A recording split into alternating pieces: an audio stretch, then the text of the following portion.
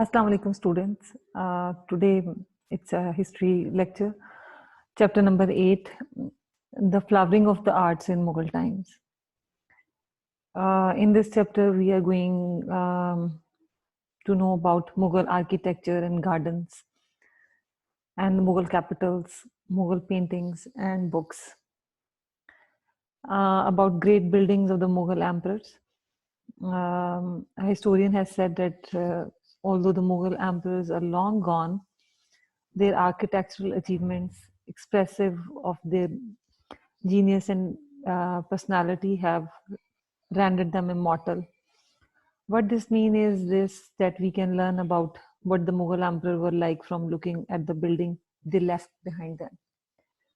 Today we are going to read about different Mughal buildings, about their architecture style, about their gardens, and on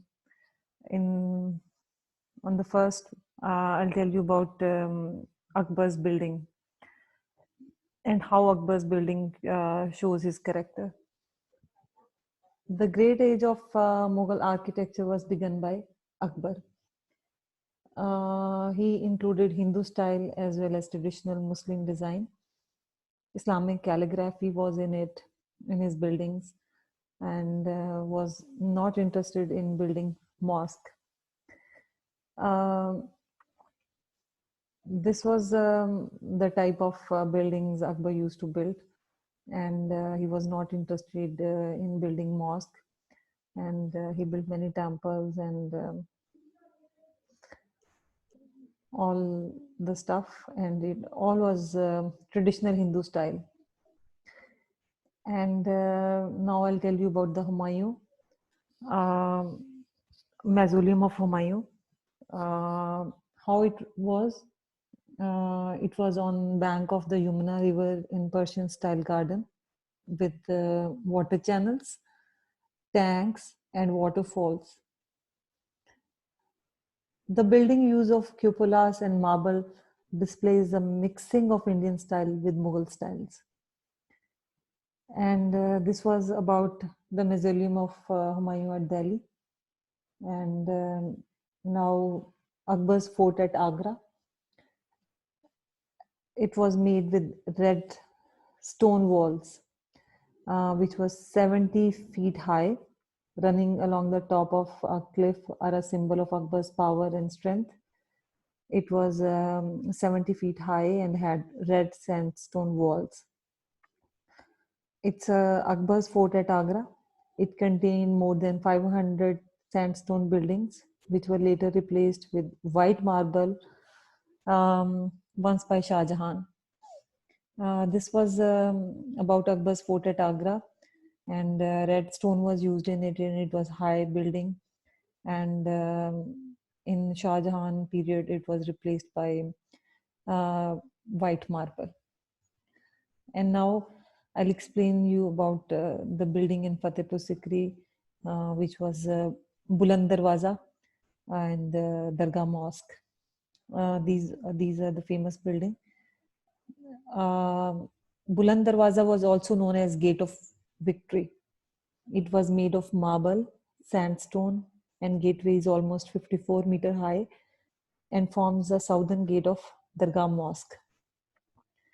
The mosque, huge courtyard containing the marble mausoleum of Sheikh Salim Chishti, who died in 1571. The Dargah Mosque was begun in 1571. It was said to be a copy of the mosque at Makkah. And this was about Buland Darwaza and the Dargah Mosque. Now I'll tell you about the Akbar's area. The most important royal area was the Habakkuk Complex. And here was Akbar's library. And it was said to hold 25,000 books in Akbar's library. Akbar's bedroom was decorated with mural of patterns, Persian inscriptions, and scenes of court life. This was all made in his bedroom. In front of the Khwabga was a square courtyard called Anup Talao, and it was a pool. The pool has platform at its center and 4 walkways. It was famous and mentioned in written records. It was once filled with gold, silver, and copper coins, which were then given to charity.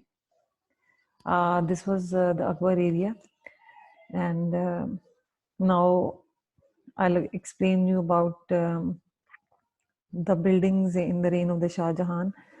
Um, the important buildings were Pearl Mosque and Jama Masjid.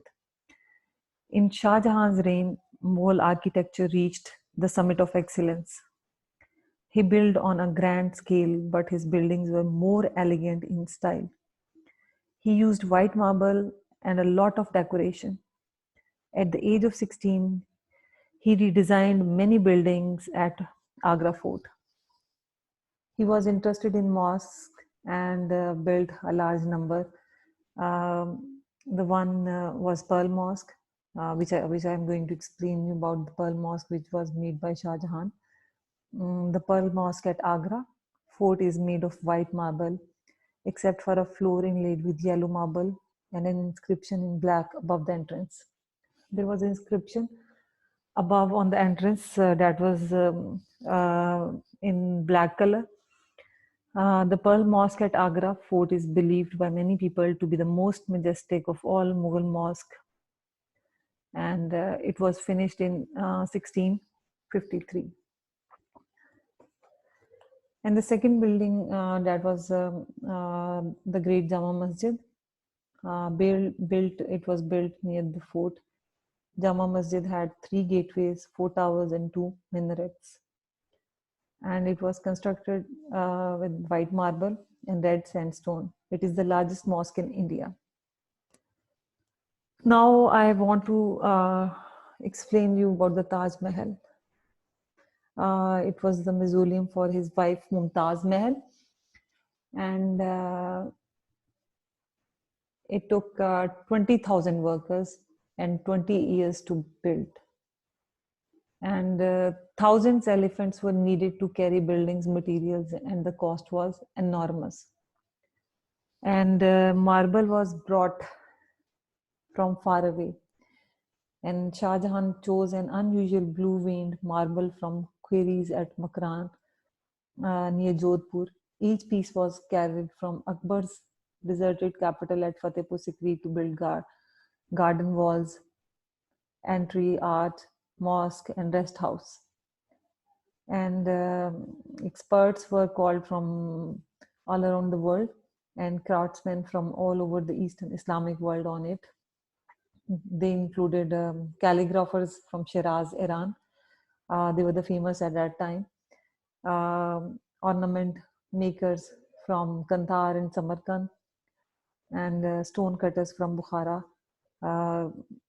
and Hindu inlayers from Multan, and a Hindu garden expert from Kashmir. And this was all about the making of Taj Mahal. And 45 different types of stones were used, including rubies and emeralds, in making of Taj Mahal. They came from a wide area and included jade and crystal from China, turquoise from Tibet, and lapis lazuli from Afghanistan. And the tomb of the Mumtaz Mahal was placed in the center of an octagonal mean 8-sided room.